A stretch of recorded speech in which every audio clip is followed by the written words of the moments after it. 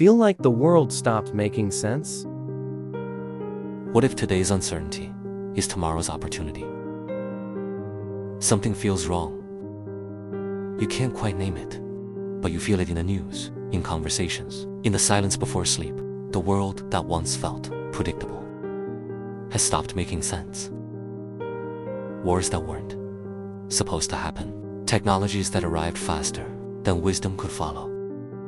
Systems we trusted, financial, political, social, showing cracks we were told didn't exist. This is not anxiety. This is not weakness. This is your instinct, telling you the truth. The world has entered an age of uncertainty. And the question is not whether chaos is coming. The question is, are you the kind of person who survives it, or the kind who turns it into opportunity? In year 410, the Roman Empire, the most powerful civilization mankind had ever built, fell to a barbarian army it had dismissed as irrelevant. Citizens who had lived their entire lives under Roman order woke up one morning to find that order gone. In the 14th century, the Black Death swept across Europe. In 5 years, it killed 1/3 of the continent's population. No warning, no preparation, no precedent. In 1929, the global financial system, built on decades of confidence and growth, collapsed in a matter of weeks. Every generation believes their stability is permanent. Every generation is eventually proven wrong. This is not pessimism.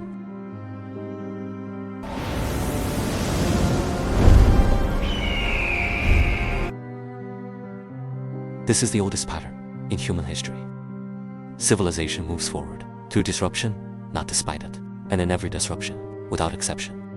Some people lost everything, and some people built empires.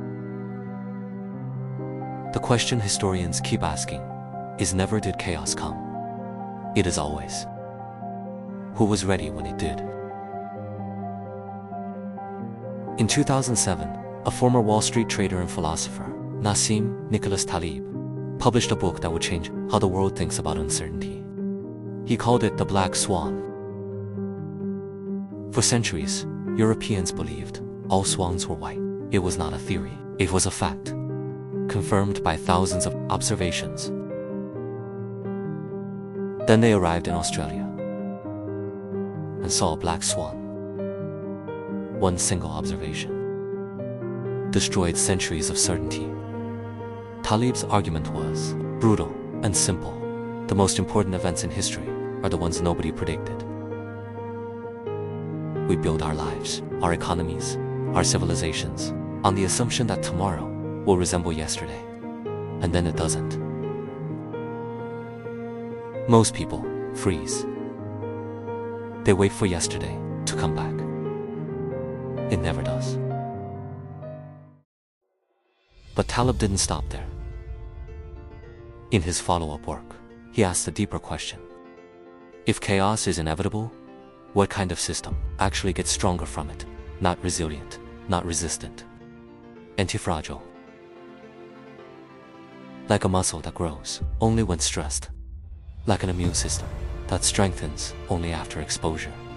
Like civilizations that rose from the ashes of their own collapse. Stronger, wiser, and harder to destroy.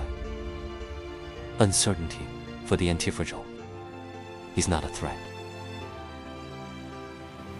It is fuel. So where does that leave you? Right now, in this moment of global uncertainty, rising costs, shifting powers, technological disruption, social fragmentation, most people are doing exactly what they did before. Same job, same routine, same thinking. Waiting for the world to stabilize. Waiting for certainty to return. But a small number of people are reading this moment differently. They see the gaps that uncertainty creates. The industry is being disrupted. The needs that aren't being met. The spaces where something new can grow. Taleb wrote, "The wind extinguishes a candle and energizes a fire. The uncertainty you feel right now is the wind.